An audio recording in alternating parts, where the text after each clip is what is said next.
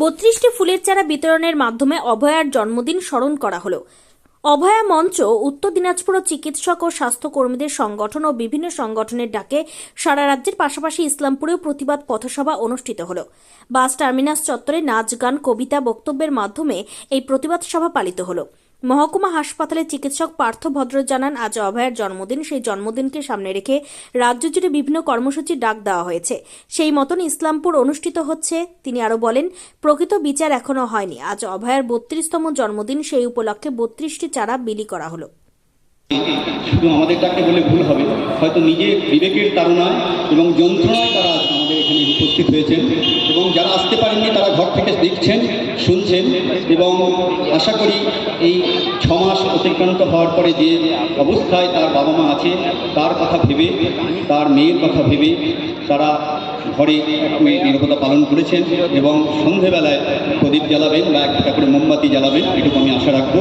যারা শুনছেন তারা অবশ্যই অভয়ের এই মায়ের যে ডাক, সেই ডাকে সন্ধেবেলা একবার করে প্রদীপ জ্বালাবেন, এটা আশা করি। আজ আমরা মিলিত কেন হলাম? এই 6 মাস পরে রায় তো বেরিয়ে গেছে, এটা আমরা জানি, রায় বেরিয়ে গেছে। রায়টা কি হয়েছে সেটাও আমরা জানি। আমরা এই রায়ে সন্তুষ্ট কিনা সেটা আমরা জানি না, জানি, কিন্তু আমরা জানার করার নেই। একজন সাজা পেয়ে গেল, কিন্তু আমরা সবাই জানি এই মৃত্যুর পেছনে একজন দায়ী নয়, অজস্র লোক দায়ী। এবং একটা প্রতিষ্ঠান এবং প্রতিষ্ঠানের বড় বড় মাথা, এবং সেই মাথাকে ধরতে গেলে তার উপরের মাথা, সেই মাথাকে ধরতে গেলে তার উপরের মাথা, সেই মাথাকে ধরতে গেলে তার উপরে একটি মাত্র মাথা, তাকে না ধরলে এই বিচার আমরা পাবো না। কিন্তু এটা তো এত সহজ নয়। পশ্চিমবঙ্গ পথে নামান্তা জয়নগরে ছোট্ট উমাকে ধর্ষণ করা হয়েছিল, 7 দিনের মধ্যে তার ফাঁসি ঘোষণা হয়েছে। কি করে হলো এটা? এতদিন তো হয়নি। ফাঁসি দেওয়াতে 1.5 বছরের মধ্যে, 1.5 বছর ধরে কেস চলছিল, এই সবাই পথে নামলো, 1.5 বছরের মধ্যে ফাঁসি ঘোষণা হলো। হলো তো খারাপ, সব খারাপ, কিছু তো অভয়া করে গেল। এই অভয়ার জন্য তো আমাদের মনে এই সাহসটুকু, এই যুদ্ধ করার প্রবণতাটা বেড়েছে।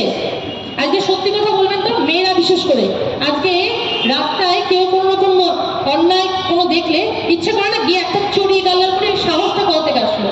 আগে ভাবতাম না বাবা, কিন্তু এই সাহসটা কিন্তু এখান থেকেই সৃষ্টি হয়েছে। তো সুতরাং এই সাহসটুকুকে জাগিয়ে রাখতে হবে। আর আমি তো প্রতিজ্ঞাবদ্ধ, যতদিন না এর কোনো মানে একদম সঠিকভাবে কোনো আমি বিচার পাচ্ছি, ততদিন পর্যন্ত আমি সঙ্গে থাকবো।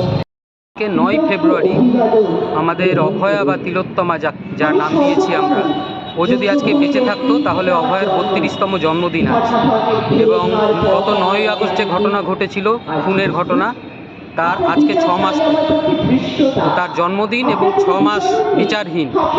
এই উপলক্ষে এই দিনে আজকে গোটা রাজ্য জুড়ে অভয়া মঞ্চ এবং বিভিন্ন সংস্থা তাদের ডাকে এই ঘটনার বিচারের দাবিতে এবং তার জন্মদিনে তাকে স্মরণ করে এই অনুষ্ঠান আমাদের ইসলামপুরেও আজকে এই অনুষ্ঠান হচ্ছে। আজকে আমরা এখানে যেটা করছি যে আমরা আমাদের কথার মাধ্যমে তাকে স্মরণ করব, গান কবিতা নৃত্যে তাকে স্মরণ করব এবং তাকে স্মরণ করব তার যে প্রকৃত বিচার, সেই বিচার এখনও হয়নি। আপনারা জানেন যে অভয়ার বাবা মা তারা এই বিচারে সন্তুষ্ট নয়। তারা হায়ার কোর্টে তারা অ্যাপিল করেছে যে নতুন করে যাতে বিচার শুরু করা যায় এবং প্রকৃত অপরাধী যারা রয়েছে তাদের প্রত্যেকের যাতে শাস্তি হয়। এর সঙ্গে সঙ্গে আজকে অভয়ার 32তম জন্মদিন বলে 32টি ফুলের চারা রয়েছে। আমরা সেই 32টা ফুলের চারা সবার মধ্যে বিলি করব। এই হচ্ছে আজকের আমাদের এখানকার কর্মসূচি। বলছি, কার ডাকে মূলত এই কর্মসূচি? এই কর্মসূচি মূলত অভয়া মঞ্চ উত্তর দিনাজপুর এবং ইসলামপুরের যে চিকিৎসক এবং স্বাস্থ্যকর্মী তাদের ডাকে এই প্রোগ্রাম। আপনার নামটা? আমার নাম ডাক্তার পার্থ ভদ্র।